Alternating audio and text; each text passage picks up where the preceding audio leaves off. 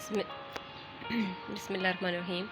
Assalamu alaikum students. Today we will discuss topic air passageway of grade 10th biology. First, go through the figure, students.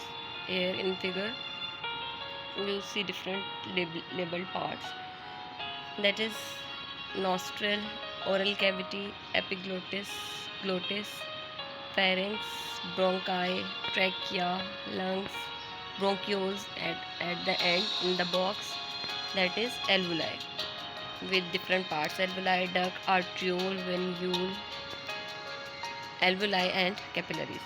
So students, हम one by one in सब label part से go through होंगे, इनकी definitions देखेंगे और इनकी explanation, और at the end एक डायग्राम भी है अनलेबल्ड, आपने उसको ड्रॉ करना है, लेबल करना है, ठीक है.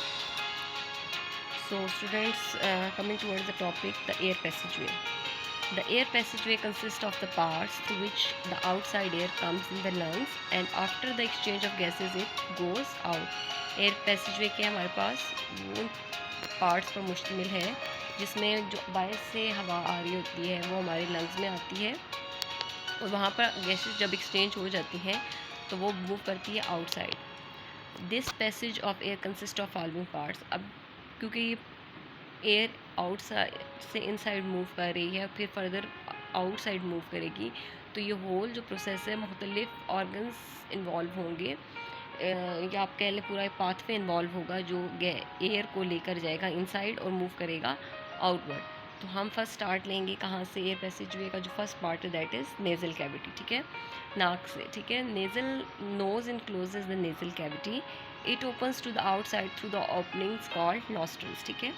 कि हमारा नोज़ क्या है जिसको हम बेसिकली कह रहे हैं नेज़ल कैविटी, उसमें दो ओपनिंग्स हैं जिनको हम क्या कहेंगे? Nostrils. Nasal cavity is divided into two portions by a wall, और इन दो नॉस्ट्रल्स के दरमियान क्या होगी? नेज़ल कैविटी की दो नॉस्ट्रल्स के दरमियान जो वॉल होगी जो उनको सेपरेट करेगी. अब फर्दर स्टूडेंट क्वेश्चन पेपर में भी ये भी आ सकता है कि what is the function of hair and mucus in the nasal cavity. कि आपके नेज़ल कैविटी में जो हेयर्स हैं या म्यूकस है जो सिक्रीशंस हो रही हैं उनका क्या फंक्शन है. तो each portion means nasal cavity की जो दो पोर्शन हैं जिनको हम जो ओपनिंग्स हैं जिनको हम नॉस्ट्रल्स कह रहे हैं, उनके दोनों पोर्शंस में फाइन हेयर्स होते हैं और म्यूकस होते हैं, बाल होते हैं और सिक्रीशंस होती हैं विच filter the dust particles from the air. ठीक है, कि जब हम सांस लेते हैं या हवा एयर एंटर करती है इनसाइड द नेज़ल कैविटी, तो जो भी डस्ट पार्टिकल्स होते हैं वो हेयर्स उनको ट्रैप कर लेते हैं. द म्यूकस क्या करते हैं? Also moisturise and warms the incoming air. और जो सिक्रीशन है आपकी नेज़ल कैविटी के अंदर वो जो बाहर से हवा आ रही होती है उसको वार्म करती है, नम करती है, नमी देती है, मॉइस्चर प्रोवाइड करती है and keep its temperature nearly equal to that of body. और आउटसाइड एयर जो उसका जो भी टेम्परेचर होता है उसको आपका जो बॉडी टेम्परेचर है जो कि आपका फिक्स है उसको 37 to 38 जो हम बात करते हैं उस पे मेंटेन करती है, ठीक है, उसको इंक्रीज़ नहीं होने देती. तो बेसिकली पहला पार्ट है नेज़ल कैविटी जिसमें हेयर और म्यूकस है जिनका फंक्शन है. ये क्वेश्चन आपके पास आ सकता है शॉर्ट में. सेकेंड पार्ट की तरफ पैसेजवे की तरफ मूव करेंगे, that one is pharynx. The nasal cavity opens into pharynx by means of two small openings called internal nostrils. ठीक है, nasal cavity के बाद जो अगला हिस्सा आता है उसको हम कहते हैं pharynx. अब बेसिकली pharynx क्या है? It is a muscular passage and is common to both food and air. इसमें से फूड भी पास करती है और एयर भी, ठीक है. It extends to the opening of oesophagus, ये खुराक की नाली तक जाती है. एंड लैरिंग्स मीन जो आपका वॉइस बॉक्स है जो साउंड बनाता है. Air grows from pharynx into लैरिंग्स. Pharynx से जो एयर है वो लैरिंग्स में आएगी, ठीक है. तो हम कह सकते हैं कि नेज़ल कैविटी के बाद जो हिस्सा है वो आ रहा है हमारा फेरिंग्स का. वो है क्या? बेसिकली एक ऐसा पैसेज है जो फूड और एयर दोनों के लिए कॉमन है, जो मूव करेगा टुवर्ड आपके वॉइस बॉक्स जो साउंड प्रोड्यूस कर रहा है और एसोफेगस फ्रॉग की नाली की तरफ, ठीक है. तो हवा कहाँ से जाएगी? फेरिंग्स से. अब आ जाएगी थर्ड पार्ट की तरफ, दैट इज़ लैरिंग्स. अब उससे पहले हमारे पास एक हिस्सा आता है that is glottis, a narrow opening at the floor of लैरिंग्स which leads into the larynx. एक ऐसी ओपनिंग जो आपके पास फेरिंग्स है उससे पहले जो लैरिंग्स की तरफ लेकर जाती है उसको हम उस ओपनिंग को जो फेरिंग्स से लैरिंग्स की तरफ खिंचाया जाएगा उसको हम क्या कहेंगे? ग्लोटिस. अभी स्टूडेंट्स हमने दो पार्ट डिस्कस किए, नेज़ल कैविटी और आपके पास नॉस्ट्रल्स और फर्दर जो है फेरिंग्स. अब ये नॉस्ट्रल्स आपको यहाँ पे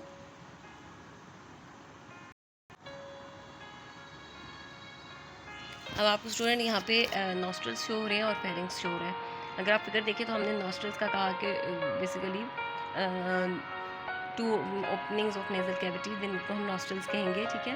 अब ये जो फेरिंग्स आ रहा है, ये नेजल कैविटी या नॉस्ट्रल्स, अगर आप देखें तो यहाँ पे इसी को फॉलो करते हुए आगे पार्ट आ रहा है फेरिंग्स का, ठीक है।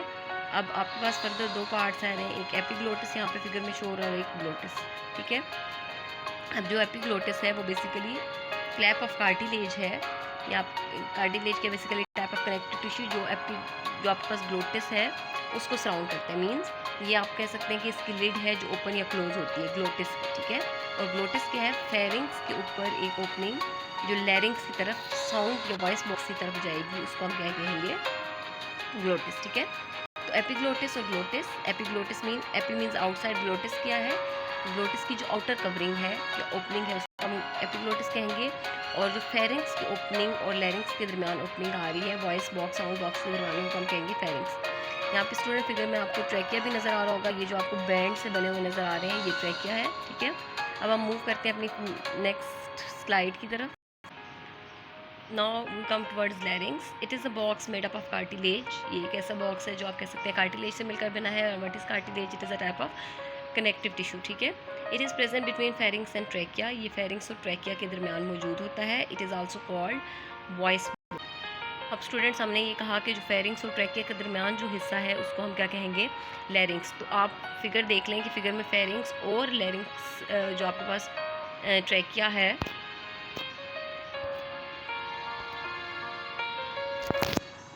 फेरिंग्स और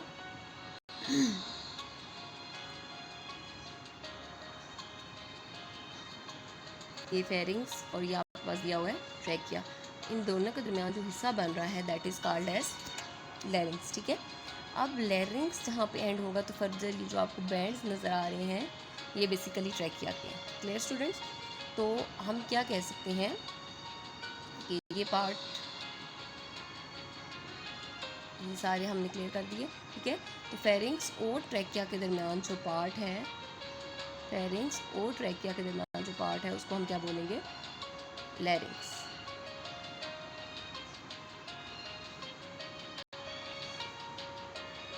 क्लियर स्टूडेंट्स? अब फंक्शन क्या है लैरिंग्स का, इसका सेकंड नेम हम अगर कहें तो वॉइस बॉक्स। ये भी पेपर में क्वेश्चन भी आया हुआ था बोर्ड के एग्जाम्स में, अभी जो एग्जाम्स हुए हैं कि what is लैरिंग्स, write down its function, ठीक है।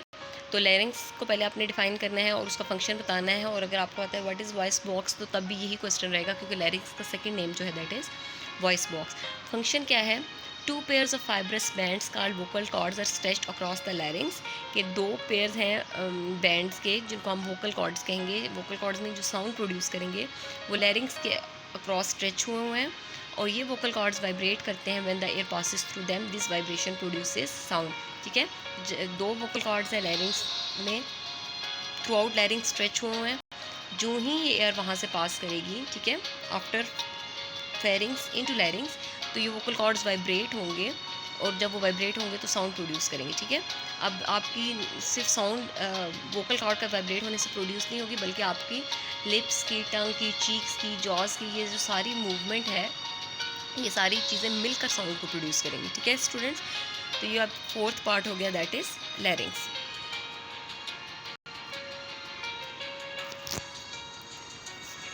Now student the next part is trachea. जैसे कि भी हमने फिगर में देखा that is larynx continues to trachea which is also called wind pipe. जैसे कि आपके पास लैरिंग्स का दूसरा नाम है वॉइस बॉक्स या साउंड बॉक्स जो कि साउंड प्रोड्यूस करता है, इसी तरह ट्रैकिया का दूसरा नाम जो है उसको हम कहते हैं विंड पाइप।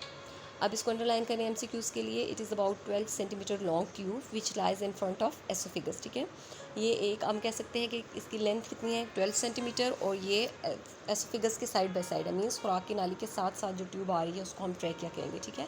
आपकी खुराक की नाली ये लदा है, और जो विंड पाइप है जो जिसमें से एयर पास कर रही है, मूव कर रही है टुवर्ड्स योर लंग्स, वो आपके पास साइड बाय साइड है, लदा है, ठीक है। अब अगर ट्रैकिया का फंक्शन आता है तो आपने क्या लिखना है, there are C-shaped cartilaginous rings in the wall of trachea। The cartilage keeps the trachea from collapsing even when there is no air in it, ठीक है। कि आपके पास जो ट्रैकिया है उसको हम विंड पाइप कहते हैं, और उसमें जो रिंग्स हैं वो C-shaped है, कार्टिलेज की बनी हुई है, कनेक्टिव टिश्यू जो कि उसको सपोर्ट करते हैं, स्ट्रेच करते हैं, फ्लेक्सिबिलिटी उसमें लेके आते हैं, ठीक है। Cartilage is a type of connective tissue, ठीक है, जिसके अंदर फ्लेक्सिबिलिटी होती है और वो हेल्प करता है ट्रैकिया को, विंड पाइप को, कि वो कोलैप्स ना हो, ब्रेक डाउन ना हो, इवन जब उसमें से कोई एयर उसमें एंटर पास नहीं हो रही होती, ठीक है। तो अगर हम फिगर की तरफ आएँ तो हम देखते हैं फिगर में नेक्स्ट ट्रैकिया ये पूरी आपके पास पाइप आ रही है, ये आपके पास ट्रैकिया है, ये कितनी है 12 सेंटीमीटर लॉन्ग, ठीक है। और इसमें बैंड्स आपको नज़र आ रहे होंगे, ऐसे कार्टिलेज सी शेप कार्टिलेज बैंड्स बने हुए हैं। क्लियर स्टूडेंट्स, ठीक है। तो ट्रैकिया अब आपको क्लियरली ये बैंड्स नज़र आ रहे हैं और इसकी लेंथ कितनी है 12 सेंटीमीटर। अब यही ट्रैकिया आपके पास फर्दर जाके डिवाइड हो रहा है ये दो ब्रांचेस में, क्लियर। अब ये जो दो ब्रांचेस हैं इनको हम क्या नाम दे देंगे, ब्रोंकाई।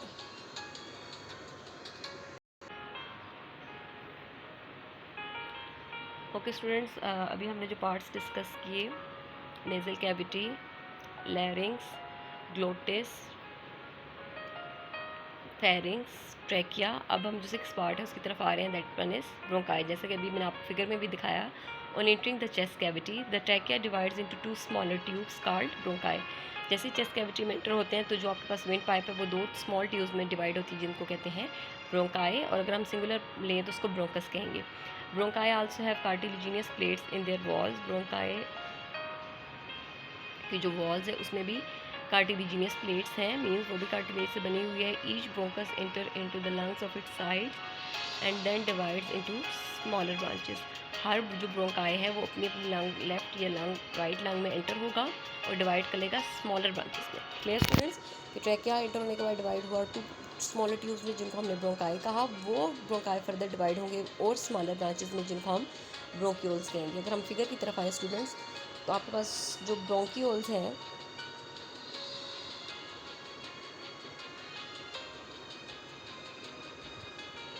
ये आपके पास जो ब्रांचेस नज़र आ रही हैं आपको, ये माइन्यूट फर्दर डिवाइड हो रही हैं ब्रोंकाई, उनको हम क्या कहेंगे, ब्रोंक्यूल्स।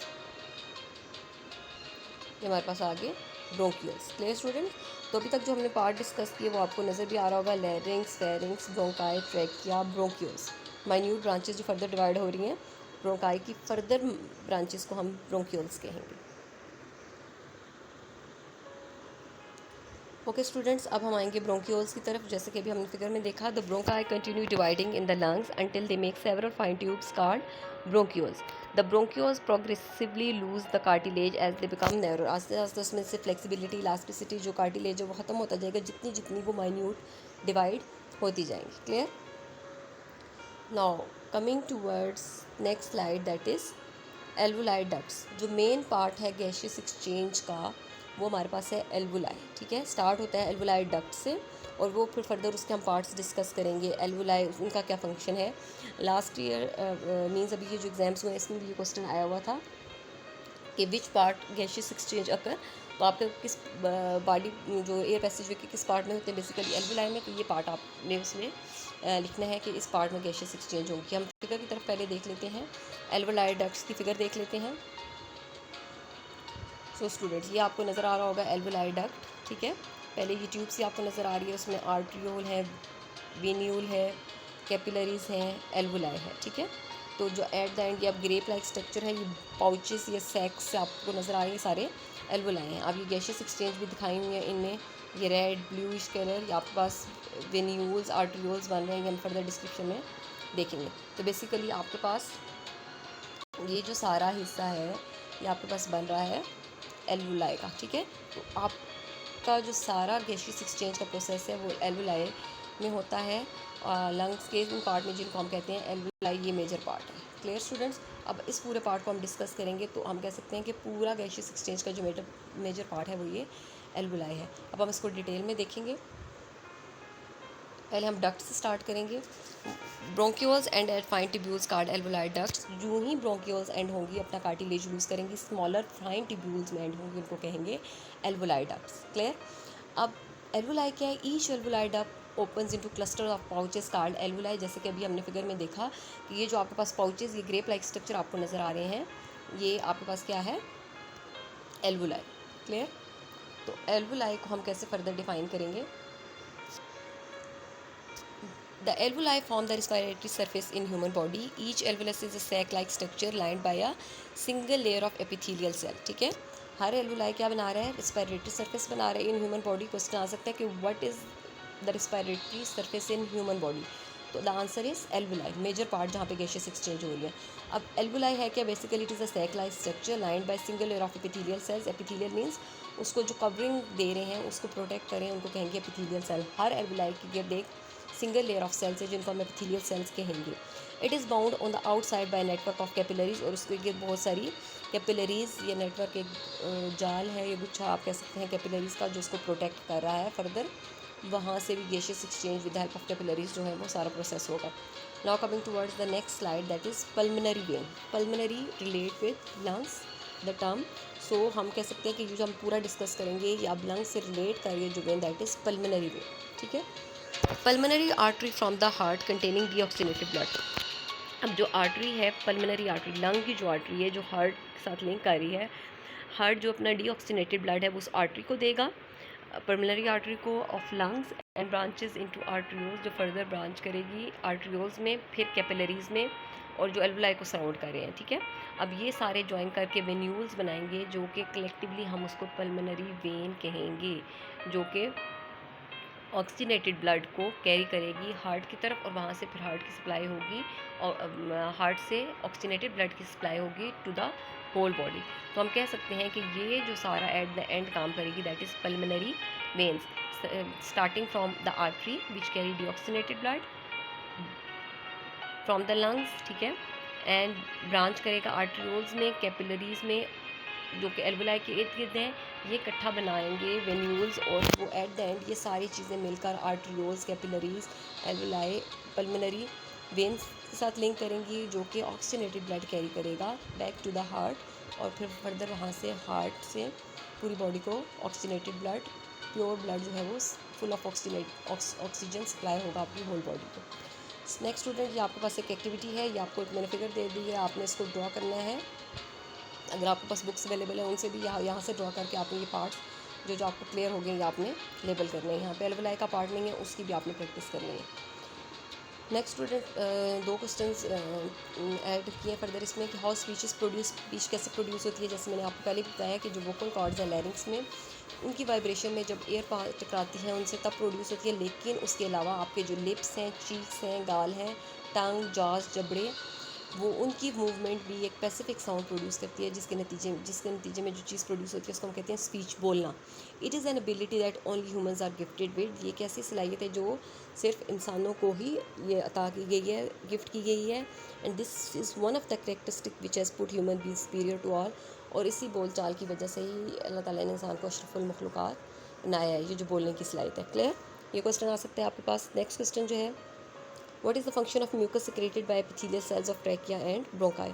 अब आपने जो देखा हेयर और म्यूकस का function in the nasal cavity. अब हम देखेंगे ट्रैकिया जो विंड पाइप है और जो ब्रोंकाई है उसमें भी म्यूकस मौजूद होता है, जो उसको एपिथेलियल सेल्स हैं वो सिक्रेट करते हैं. अब उनका क्या फंक्शन है.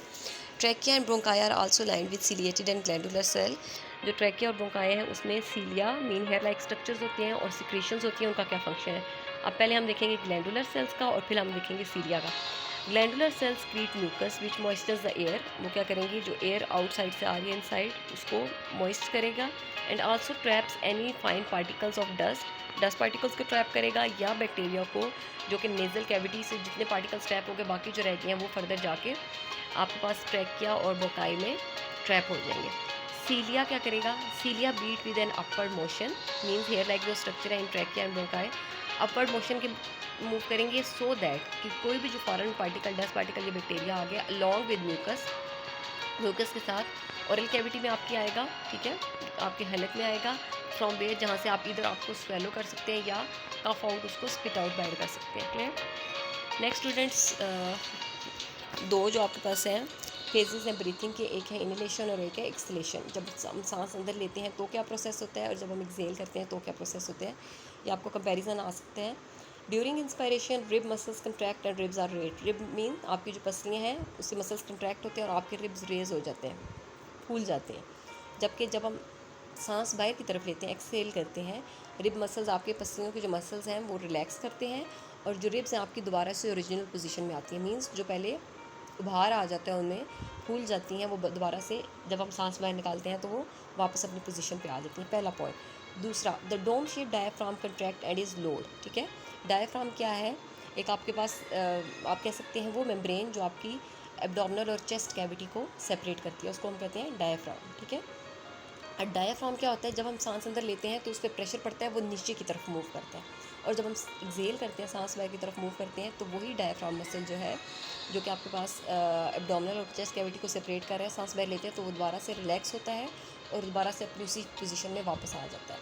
थर्ड, जब ये सारी मूवमेंट होती हैं डायफ्राम की और रिब्स की, तो इनहेलेशन में क्या होता है? These movement increase the area of thoracic cavity. Means जब हम सांस अंदर लेते हैं तो जो आपका थ्रेसिक कैविटी मीन पूरी जो चेस्ट कैविटी है उसका एरिया इंक्रीज़ होता है, और प्रेशर जो है लंग्स पे वो कम हो जाता है इनहेलेशन में। ठीक है, जब हम सांस एक्सेल करते हैं तो आपके पास आप बाहर की तरफ मूव कर रहे हैं, तो जो this reduces the space in chest cavity पे जो एरिया ऑक्यूपाई किया होता है वो कम होता है, और जो प्रेशर है वो लंग्स पे ज़्यादा हो जाता है, क्योंकि हमने उस एयर को मूव करना होता है आउटवर्ड। इनहेलेशन में प्रेशर कम होता है, एक्सेलेशन में प्रेशर लंग्स पे ज़्यादा हो जाता है। Last point, inhalation. The lungs expand and the air pressure with in them also decrease. Lungs फैल जाते हैं और उन पे जो प्रेशर है वो कम हो जाता है। तो आपके पास इनहेलेशन में क्या होगा कि जब, क्योंकि हमने सांस अंदर लेते हैं तो बाहर से जो एयर है वो लंग्स के इनसाइड मूव करेगी ताकि प्रेशर को मेंटेन कर सके, जबकि एक्सेलेशन में लंग्स कंट्रैक्ट होते हैं, सिकुड़ते हैं, और एयर जो है वो आउटसाइड मूव करती है। तो हम ये दो फेसेस हैं इनहेलेशन और एक्सेलेशन के। पहला है रिब मसल्स कंट्रैक्ट होते हैं, दूसरे में रिब मसल्स रिलैक्स होते हैं। एक में रिब्स मसल्स रेज होती हैं, दूसरे में दोबारा से, क्योंकि हम सांस बाहर की तरफ लेके जा रहे हैं, ओरिजिनल पोजीशन पे आते हैं। सेकंड पॉइंट, डायफ्राम कंट्रैक्ट होता है और लोअर हो जाता है, उस पर प्रेशर पड़ता है जब हम सांस अंदर लेते हैं। एक्सेलेशन में डायफ्राम मसल्स रिलैक्स होते हैं और दोबारा से अपनी असली पोजीशन में आ जाते हैं, ओरिजिनल पोजीशन में, क्योंकि सांस हम बाहर की तरफ मूव करते हैं। थर्ड, थ्रेसिक कैविटी का एरिया इंक्रीज़ होता है क्योंकि हम सांस अंदर ले रहे हैं, और प्रेशर लंग्स पे कम होता है। ठीक है, क्योंकि हम सांस अंदर ले रहे हैं, जबकि जब हम एक्सेल करने लगे होते हैं तो जिस चेस्ट कैविटी की स्पेस है वो कम हो जाती है, जबकि लंग्स पे प्रेशर ज़्यादा होता है हमने, क्योंकि एयर को आउटसाइड मूव करना होता है। और लास्ट में इनहेलेशन में लंग्स एक्सपेंड होते हैं और बाहर से एयर इनसाइड मूव करती है प्रेशर को इक्वलाइज करने के लिए, जबकि एक्सहेलेशन में जो लंग्स हैं वो कंट्रैक्ट होते हैं, सिकुड़ते हैं, और जो एयर है वो इनसाइड से आउटसाइड एक्सपेल होती है, मूव करती है। तो ये दो स्टेजेस हैं, फेजेस हैं ब्रीथिंग के। लास्ट स्टूडेंट टॉपिक है comparison between inspired and expired. ठीक है, अब ये सिंपल सा, ये भी आपके पास टेबुलर फॉर्म में पेपर में आ सकता है कि अब जितनी अमाउंट ऑफ गैसेस हम इनसाइड मूव करते हैं कितनी परसेंटेज आउटसाइड मूव करती है। अब हम ऑक्सीजन देखें तो जब इन्हें एटमॉस्फेयर में भी 21% है तो वो हम सारी की सारी इनहेल करते हैं, लेकिन अगर हम एक्सपायर्ड एयर की तरफ जाएँ तो वो 16% है, क्योंकि कुछ जो ऑक्सीजन है हम अपनी बॉडी फंक्शनिंग के लिए यूटिलाइज भी करेंगे तो फंक्शनिंग के लिए यूज़ भी होगी, तो जो आउटसाइड मूव करेगी वो जस्ट 16% है 21 में से। कार्बन डाइऑक्साइड जो है एटमॉस्फेयर में आपको पता है 0.04% मौजूद है। ठीक है, तो वही हम इनहेल करेंगे जितनी मौजूद है, जबकि हम एक्सपायर करेंगे वो 4% है, 0.04% कम है, 4% ज़्यादा है। वो अब कैसे है कि जो हम फूड लेते हैं, ब्रेक डाउन होते हैं, उसमें जो कार्बन डाइऑक्साइड ब्रेक डाउन होती है, जो फूड के दरमियान जो कार्बन और ऑक्सीजन हाइड्रोजन बॉन्ड्स हैं, जब वो ब्रेक करते हैं तो उनके ब्रेक होने से भी जो कार्बन है वो एक्सेल होती है आउटसाइड। हमारी बॉडी को कार्बन की रिक्वायरमेंट नहीं है, सो वो भी आउटसाइड मूव करेगी, तो दैट्स वाई कार्बन डाइऑक्साइड की percentage as compared to inspired air ज़्यादा है। नाइट्रोजन कितनी है एटमॉस्फेयर में? 79%। एक्सपायर्ड एयर कितनी है? 79%। हमारी बॉडी को नाइट्रोजन की रिक्वायरमेंट नहीं है, लेकिन क्योंकि वो एटमॉस्फेयर में अबंडेंट अमाउंट में मौजूद है, दैट इज़ 79%। तो जितनी हम इनहेल करते हैं उतनी एक्सेल कर देते हैं, because we have no requirement of nitrogen. ठीक है, next amount of water vapours, हमें नहीं पता कितने हम इनहेल कर रहे हैं, कितने एटमॉस्फेयर में मौजूद है, और जब हम सेचुरेटेड फॉर्म में, मॉइस्ट फॉर्म में हमारे एक्सपायर्ड होते हैं, क्योंकि हमारी बॉडी उसको मॉइस्ट करती है, सारे जो भी है जिस भी फॉर्म में आएंगे सेचुरेटेड फॉर्म में। डस्ट पार्टिकल्स क्या हैं? हम जितने इनहेल कर रहे हैं हमें नहीं पता, वेरिएबल। और जो हम एक्सपायर्ड एयर के थ्रू कर रहे हैं वो नन होते हैं। वो आपके पास केसेस हैं कि जो सीलिया है और ग्लैंडुलर सेल्स हैं वो उनको सीलिया अपवर्ड मूव करेगा, हमारे नेज़ल थ्रॉट में आएंगे, उनको हम ये स्वेलो करेंगे या कफ आउट करेंगे। अदरवाइज़ जो हम एयर आउटसाइड मूव करते हैं उसमें आपके पास कोई डस्ट पार्टिकल मूव आउट नहीं करेगा। और लास्ट वन है टेम्परेचर।